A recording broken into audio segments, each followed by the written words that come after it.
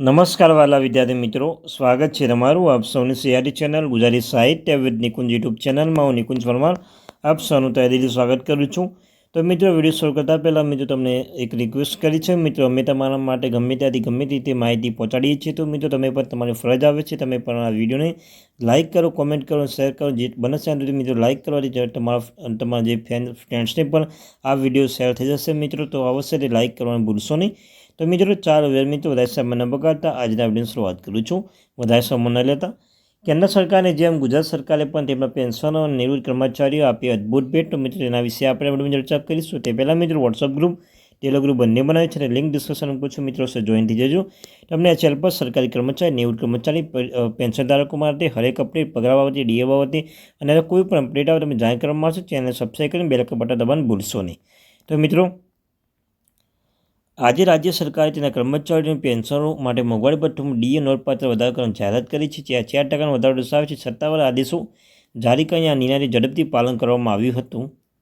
સાથે સાથે આ પગલાંના રાજ્ય સરકાર સાથે સંકળાયેલા કર્મચારીઓ નોંધપાત્ર નાણાકીય રાહત ટેકો મળવાની અપેક્ષા છે। ડીએ વધારવા માટે કર્મચારીઓ સતત વિનંતી જવાબો આપે છે, ત્યાં ચિંતાઓ દૂર કરવા માટે સરકારની પ્રતિબદ્ધતા પ્રકાશિત કરે છે।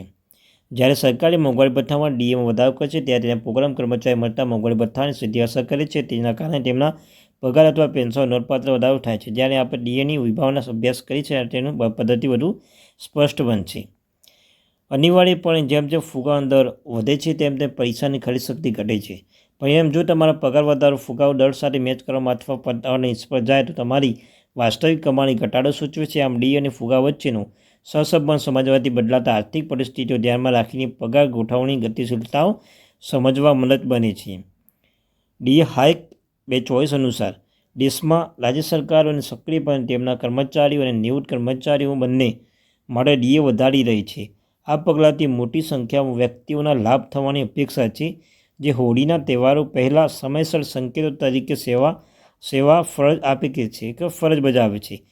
સરકારી કર્મચારીઓ અને નિવૃત્ત લોકો માટે ડીએમાં વધારો સીધી તેમના ઘરેથી પગાર પર અસર કરે છે। પરિણામે, કર્મચારીઓના સતત માંગ છે કે સરકારને પ્રવર્તમાન આર્થિક પરિસ્થિતિઓનું સાથે વધુ સારી રીતે સંરેખિત કરવા માટે ડીએ દર વધારવાની વિનંતી કરે છે। સાથે સાથે મિત્રો, કેન્દ્ર સરકાર બાદ હવે રાજ્ય સરકારે તેમના કર્મચારીઓના હોળીની ભેટ આપી રહી છે। તાજેતરમાં કેન્દ્ર સરકારે કર્મચારીના મોંઘવારી ભથ્થામાં 4%નો ડીએ વધારો કરવાનો નિર્ણય લીધો છે।